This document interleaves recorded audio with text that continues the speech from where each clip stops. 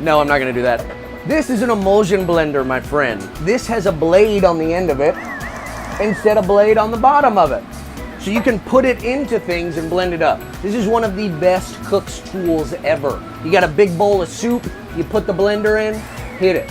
We're gonna make aioli, so it's going to be a bunch of egg and oil that we're all going to emulsify together. So we're going to start by separating egg yolks from egg whites. We are going to make a bigger batch of aioli that is going to be 15 egg yolks, and it's going to be 3 whole eggs. So we're gonna break down all these really quick. We're gonna put our egg yolks into our container here. Boom, there's one. The importance is to really actually separate the entire yolk from the white. You do not want to see much white in your container because it's not going to make the right proportion of aioli. Looks like I broke a yolk right there, so we gotta fix that. The biggest part of being in a kitchen is not being afraid to get your hands a little dirty. Yes, there are bacteria and things, but you just make sure and wash your hands regularly. Don't put your hand in your mouth while you're doing this, and you'll be just fine.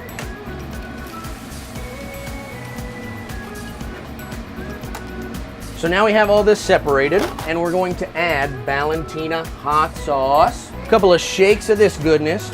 The Valentina is very important because not only does it add a spice, but it also adds an aspect of vinegar that it has in it, and also lemon juice has more curing processes in it as well. So this is what's actually preserving your raw egg mixture, so that way it's not getting any bacterial growth. It is from the salt, it's from the vinegar, it's from the lemon juice. And here comes the salt now. Bada bing, bada boom. Now, here is a super duper trick with our garlic. We are gonna use a blade. We're gonna take this garlic, boom.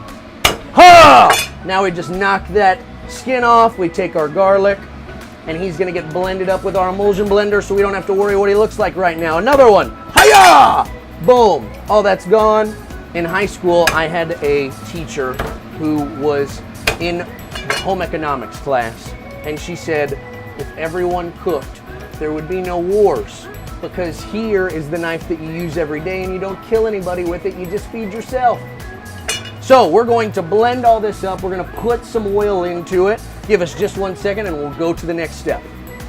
We have everything combined, it's time to get started. But I'd like to tell you a little story first. So, in a strange series of events, I've had 2 men who are grandfathers that have worked on my food truck. One of them's a Cajun man, and he had a very, very good story about emulsion blender. You see, when he first bought it, he thought that nothing would happen whenever he was putting his fingers around the blade because it had this little protection.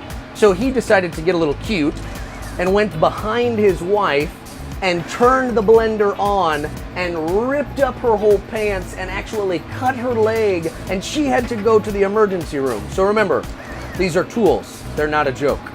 We are going to now blend up all of this aioli goodness.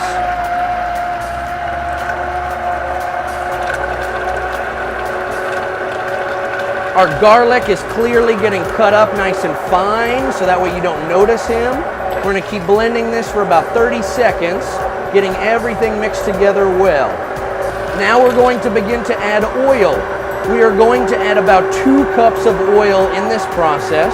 But the most important thing to look for is the viscosity is changing inside the texture of what we're building, of the sauce, and also the color is changing because we are adding a clear liquid, a yellowish liquid.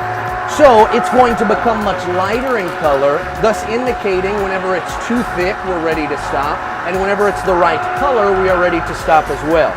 If you see here, it's getting thick, it's starting to run across the walls, but it's not quite thick enough. This is a sauce, so it needs to be thick enough to grab onto whatever it's being poured onto instead of just running off of the sides and falling off of the French fry or the bun or whatever tasty thing you want to put in with it. So now we're getting really close to a pale color. We are almost to the right thickness. We're just going to blend it up and make sure that all of the oil is completely emulsified with the egg mixture.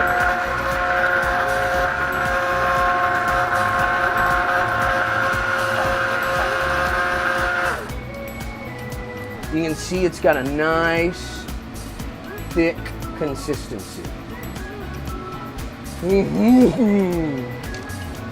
That's aioli, my friends. This should last up to a week, maybe even 2 weeks in your cooler, depending on how many times you open it and expose it to fresh air, which holds new bacteria, which will inevitably cause growth. So, my friends, this is aioli. I hope you enjoyed it, and I hope you put it on anything you please.